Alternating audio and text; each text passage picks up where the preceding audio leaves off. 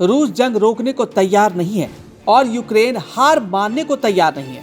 15 और 18 अगस्त को अलास्का से लेकर वाशिंगटन तक कई कोशिशें हो चुकी हैं कि किसी भी तरह से रूस यूक्रेन जंग रुक जाए, थम जाए, लेकिन 3.5 साल से ज़्यादा का वक्त बीत चुका है। जंग अब और तेज़ हो चुकी है। खबर है कि रूस ने जहां पूर्वी यूक्रेन से ज़्यादा पश्चिमी यूक्रेन पर हमले शुरू कर दिए हैं, तो वहीं दूसरी तरफ यूक्रेन ने भी पिछले 24 घंटे में रूस पर 160 हवाई हमले किए हैं। कितने? 160 हवाई हमले, जिसमें बम से लेकर ड्रोन का इस्तेमाल हुआ। पुतिन का गुस्सा भड़क गया है, बौखला गए हैं पुतिन। ये हमले राष्ट्रपति ट्रंप के उस बयान के बाद हुआ है जिसमें ट्रंप ने यूक्रेन को इशारा कर दिया था कि यूक्रेन भी रूस के पावर सेंटर, तेल रिफाइनरी और डिपो पर तूफानी हमले कर दे। कुल मिलाकर रूस यूक्रेन जंग में अब ऐसे हमले हो रहे हैं जो इससे पहले कभी नहीं हुए। पिछले 3.5 साल में ऐसे हमले कभी नहीं हुए थे।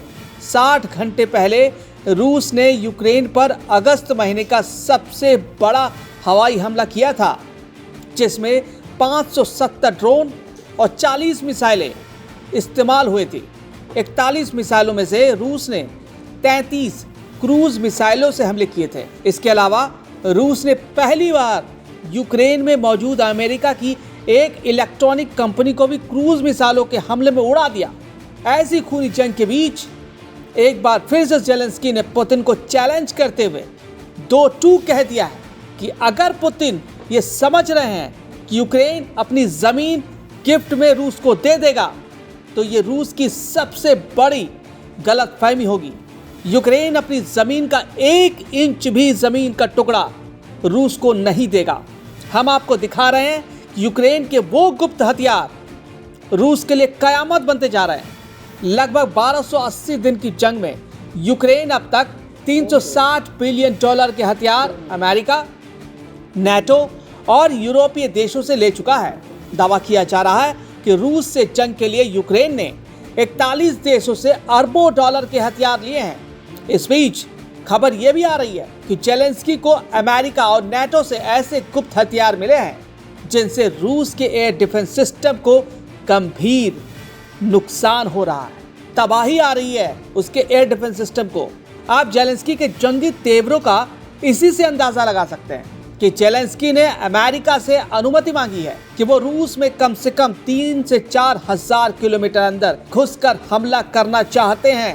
3 से 4 हजार किलोमीटर अंदर रूस में हमला करना चाहते हैं जेलेंस्की, और इसके लिए वो लंबी दूरी की मिसाइल अमेरिका, नेटो से मांग रहे हैं। हम आपको बता दें कि यूक्रेन के पास इस वक्त ब्रिटेन, जर्मनी, फ्रांस और अमेरिका से ऐसे हथियार मिल भी रहे हैं, जिसके बलबूते यूक्रेन रूस पर अब तूफानी हमले करने लगा है। पिछले 24 घंटे में यूक्रेन पर हुए खूनी हमलों की ये रिपोर्ट देख के आप चौंक जाएंगे, हैरानी होगी आपको।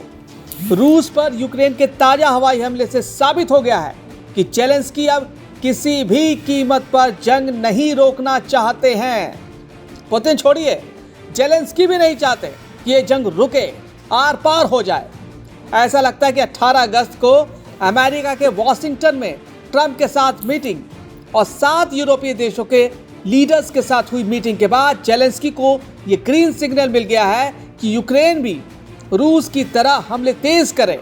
यही वजह है कि पिछले 24 घंटे में यूक्रेन ने रूस पर 4 गाइडेड हवाई बम और 160 ड्रोन दागे, जिन्हें रूसी सेना ने तबाह करने का दावा किया है। रूसी रक्षा मंत्रालय ने दावा किया है कि उसके एयर डिफेंस सिस्टम ने यूक्रेन के 33 ड्रोन को हमला करने से रोका है। रूसी सेना ने रूसी राजधानी मॉस्को की ओर उड़ रहे एक ड्रोन को भी मार गिराया। TASS समाचार एजेंसी ने रूसी अधिकारियों के हमले से यह दावा किया है।